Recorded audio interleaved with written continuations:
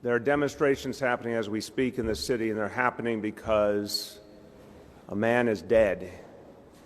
George Floyd is dead. He's dead because he was black. He was killed because he was black. It's as simple as that. It's as horrible as that. It's as painful as that.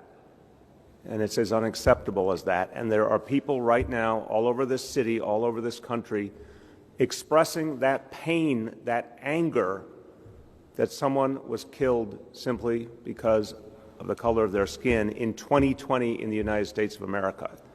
And we cannot in any way pretend that this is anything less than an indictment of the kind of racism that still exists all over this country, that is so painfully alive and well in so many of our institutions, that we have to find a way to stop, because it will corrode this nation, this society, this city, if we don't overcome the racism surrounding us at all times.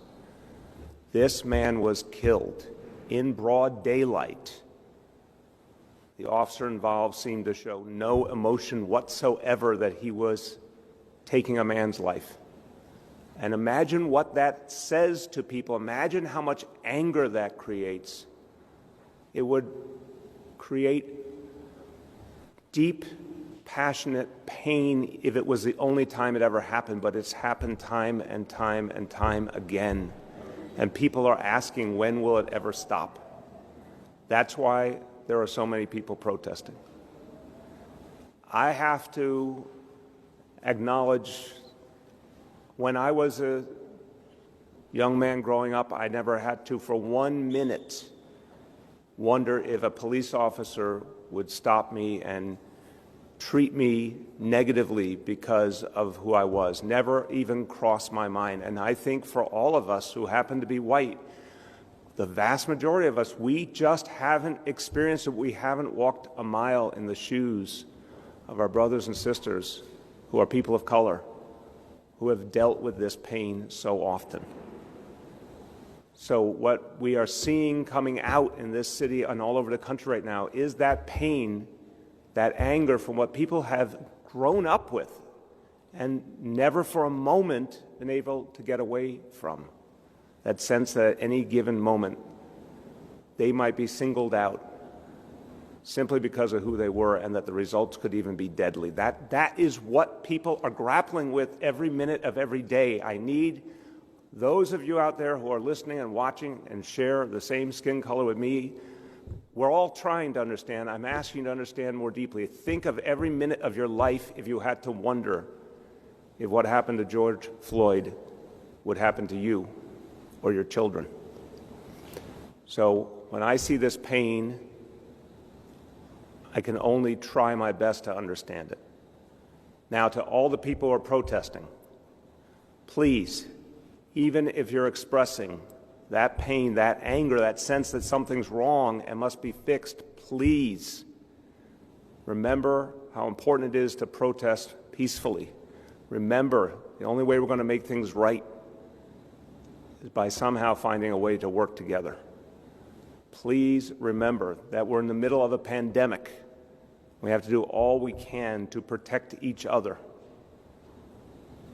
Everyone out there has a responsibility. And even though I think I understand some piece of the anger you're feeling, I'm still beseeching you. We are still all in this together, and you must protest peacefully and be mindful of what it means for everyone around you. Now, our police officers have been given a very clear instruction, as always: respect peaceful protest. We in this city have a long history of respecting every kind of viewpoint. That is the essence of New York City. The NYPD protects and respects peaceful protest, and the NYPD will also make clear what the ground rules are and ask all protesters to recognize those ground rules and respect them. Commissioner Shea will speak to that more. But I'm going to also offer this thought to all those who protest.